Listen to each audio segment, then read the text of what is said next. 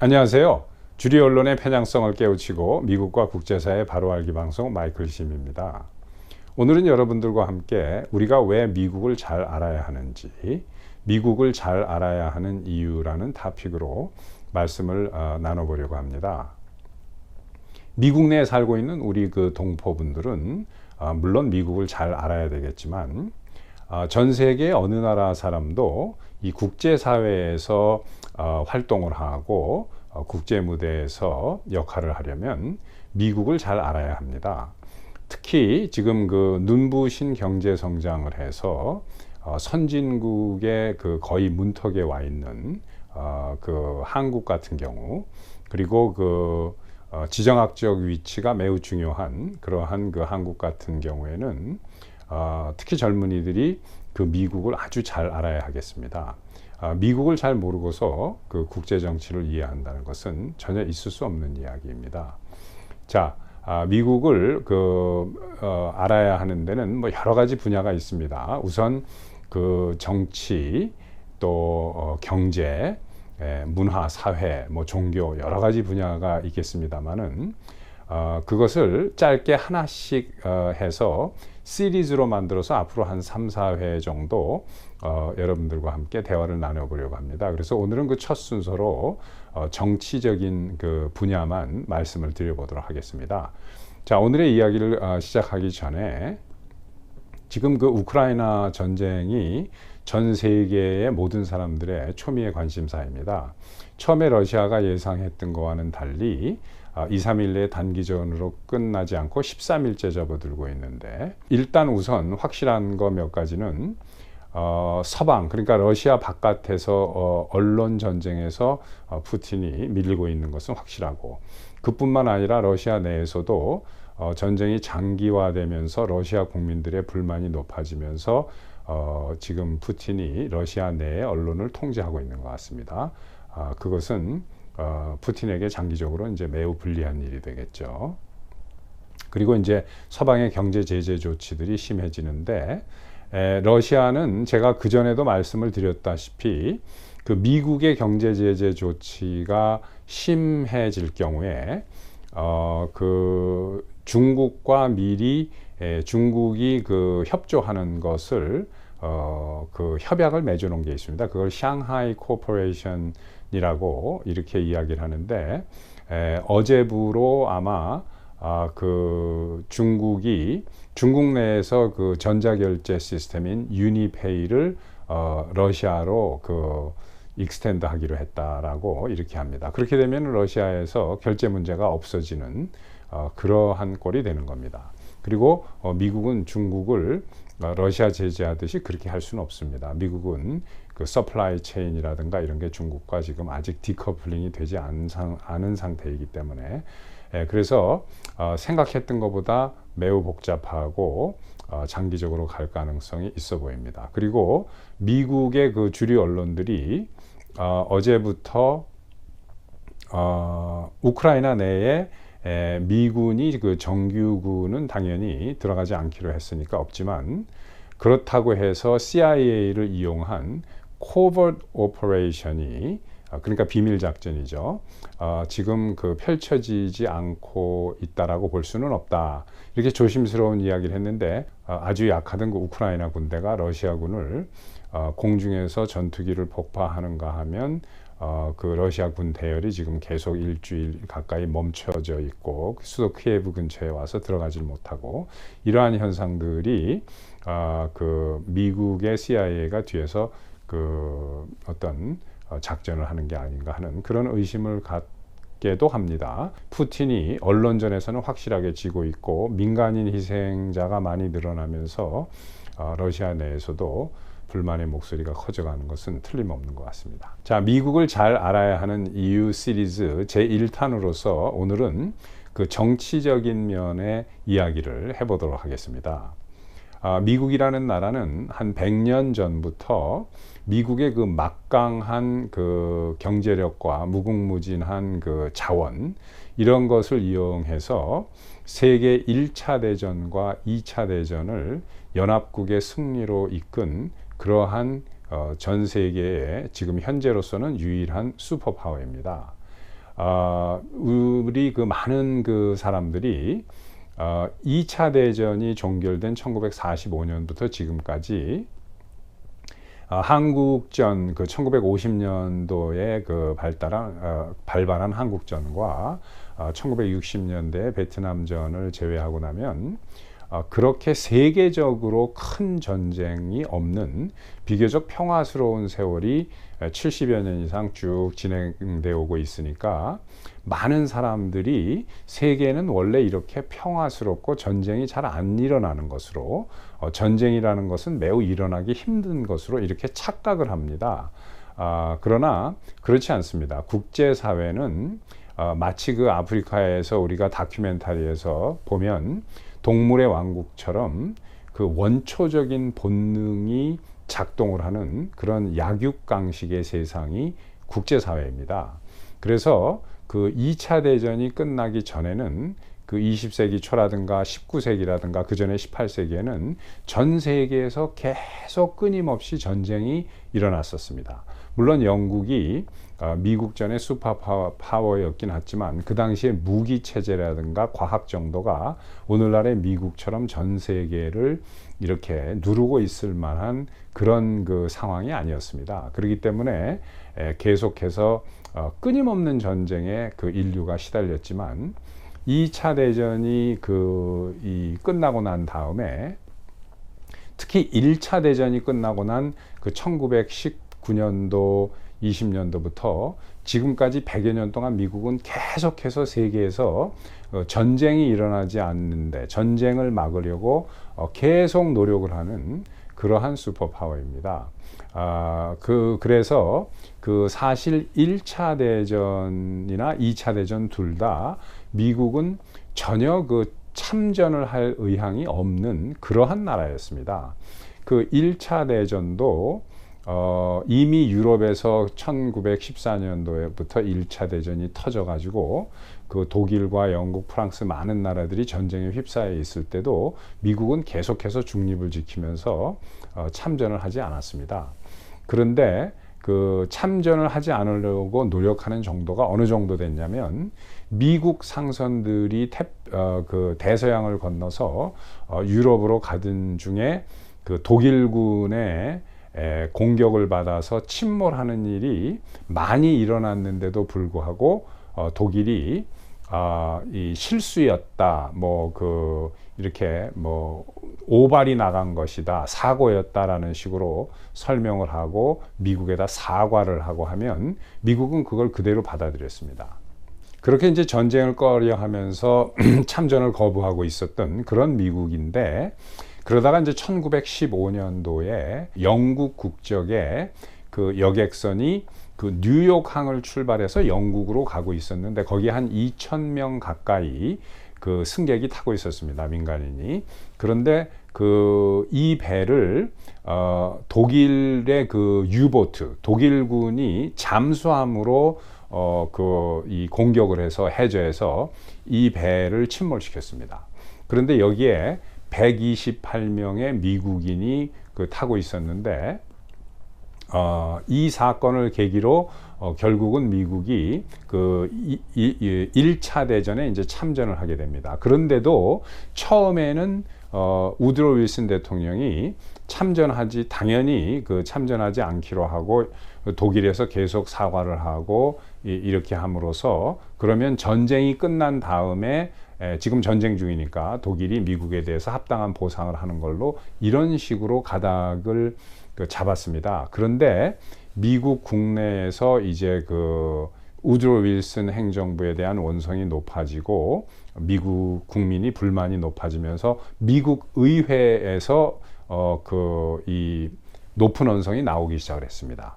그러니까 이런 여론에 밀려서 우드로 윌슨 대통령이 급기야는 민간인이 거의 국적을 막론하고 2,000명 정도 가까이 탄 1900 몇십 명으로 기억을 하는데 2,000여 명의 아무런 죄 없는 민간인이 탄 배를 독일군이 침몰시킨 것을 이 천인공노할 일이다라는 여론이 미국에 돌면서 드디어 미국 정부가 그 참전을 결정하게 된 계기가 된 겁니다. 그래서 일단 미국이 참전을 결정하니까 미국은 유럽에 가서 영국, 프랑스, 러시아와 연합군을 맺어가지고 독일을 그냥 바로 무찔러서 연합군의 승리를 이끌은 그러한 나라입니다.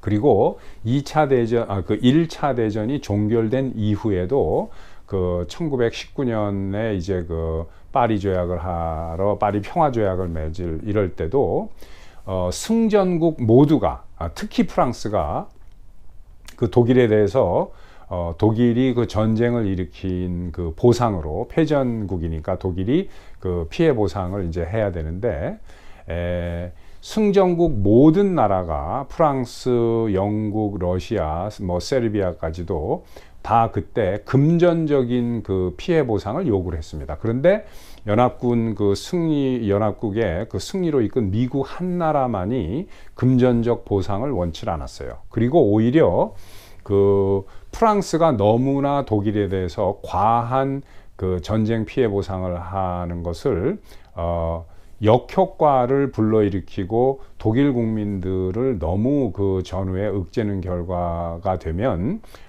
그 감정을 역으로 유발시킬 수 있기 때문에 프랑스가 독일에게 요구하는 전쟁 피해 보상의 액수나 레벨을 낮춰야 된다고 계속 그 미국은 설득을 했습니다.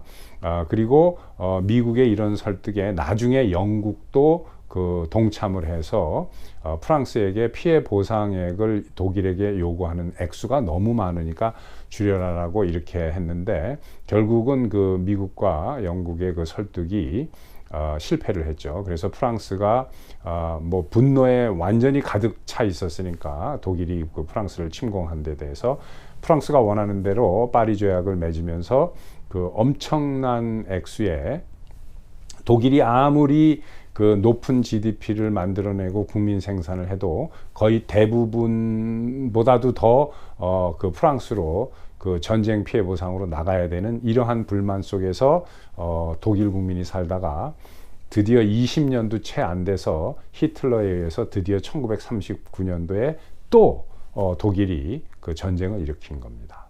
자, 그러는 와중에도 그 1차 대전이 끝난 1918년, 19년, 20년 동안에 그 미국은 그 다시는 전쟁이 전 세계에서 일어나지 않도록 하기 위해서 아시아의 일본까지도 포함시키면서 그 오늘날의 UN, 그 UN의 전신에 LN이라는 게 있었습니다. 그것은 그 League of Nations이라고 그래서 국제 연맹이라고 그랬어요. 근데 국제 연맹이 이제 그 일본이 탈퇴하면서 만주에서 이제 그 전쟁을 일으키고 이태리가 그 이디오피아에 그 전에 나라가 있습니다. 거기를 침범을 하고 하면서 이제 그 유명무실하게 돼버린 결과가 되긴 했지만 미국의 우드로 윌슨 대통령은 유럽에 가서 파리 협약을 이렇게 만들어내고 미국 대통령으로서 처음에 그 현직 대통령이 파리에 간 사람이 윌슨 대통령입니다. 우드로 윌슨, 이승만 대통령의 그 스승이기도 한데 이 우드로 윌슨 대통령은 미국에 돌아오지 않고 6개월 동안이나 그 유럽에 머물면서 국제 연맹을 만들어내고 하는 그런 공을 세운 사람입니다. 그리고 그 한국의 김인현 그 독립운동 그 3.1운동 1919년 그 3.1운동 사건도 결국은 미국의 우드로 윌슨 대통령이 그 계속해서 전 세계와 그 유럽에 주장을 하던 그 self determination이라고 해서 우리식으로는 이제 민족 자결주의라고 하죠. 그러니까 제국이 다른 나라가 다른 힘없는 나라를 지배하고 이래라 저래라 하는 것은 옳지 않다.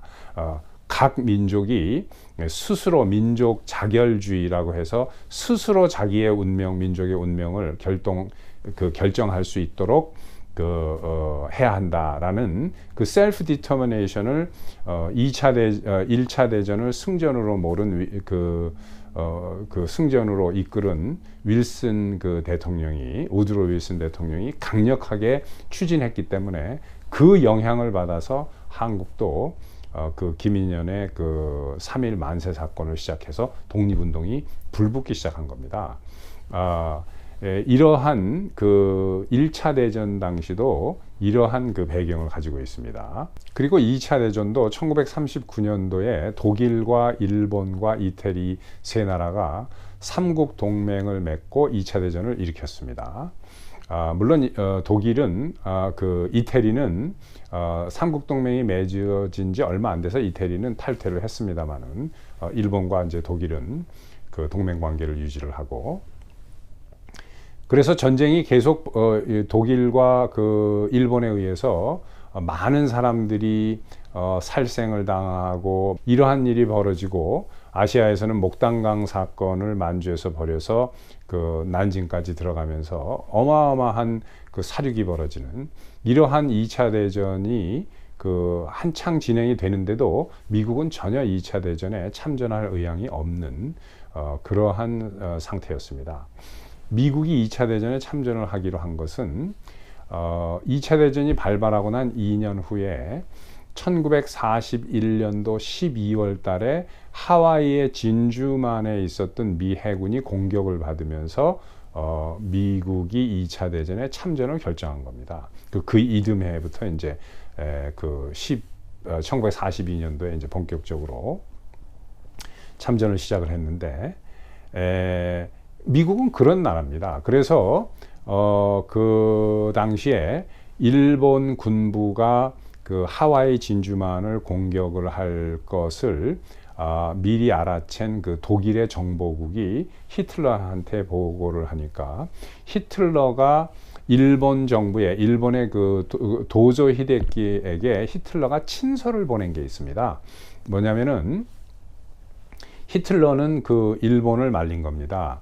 일본은 미국을 잘 모르는 나라였고, 독일은 미국을 잘 알고 있는 그러한 나라였습니다. 그래서 독일의 히틀러가 일본의 도조 히데키한테 보낸 그 친서에 미국은 절대로 세계 전쟁에 개입할 의향이 없는 나라다.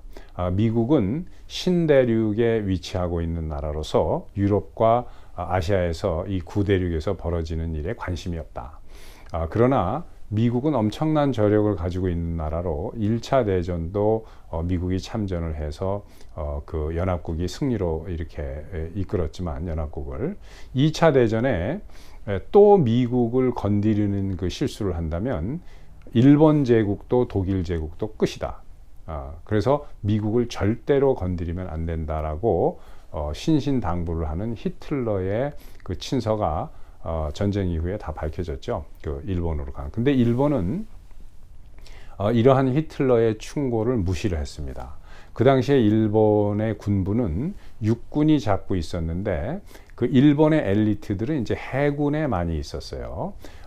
근데 그 일본 해군 그 제독 중에 그 야마모토 이소로쿠라는 사람이 있습니다. 이 사람은 캘리포니아 공대에서도 공부를 하고 나중에 하버드에서도 수학을 한 그러한 그 일본의 그 이 엘리트 군인입니다.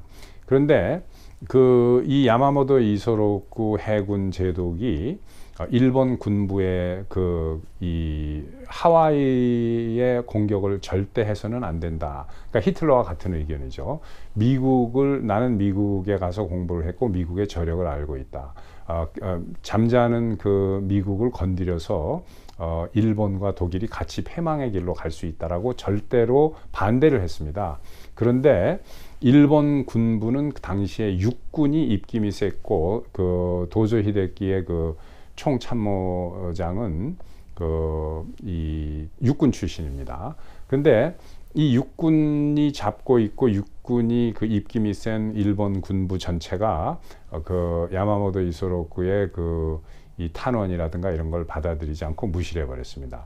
근데 그 일본이 그렇게 그 야마모토 이소로쿠의 어드바이스를 받아들이지 않고 진주만을 공격하기로 한 그 실수에는 일본의 미국을 잘 알지 못하는 일본 정보 분석에 있었습니다. 그 당시에 워싱턴과 미국 전역에 일본의 스파이들이 많이 있었어요. 그래서 그 일본 스파이들이 결국은 종합적인 미국의 정보를 분석을 해서 그게 이제 일본 군부에 올라갔습니다. 근데 뭐 많은 여러 가지의 정보 분석 간첩들이 미국 내에 있는 일본 간첩들이 엄청나게 많은 정보를 수집해서 갔겠지만 총 정리를 한 서머리는 어떠냐면 이런 겁니다.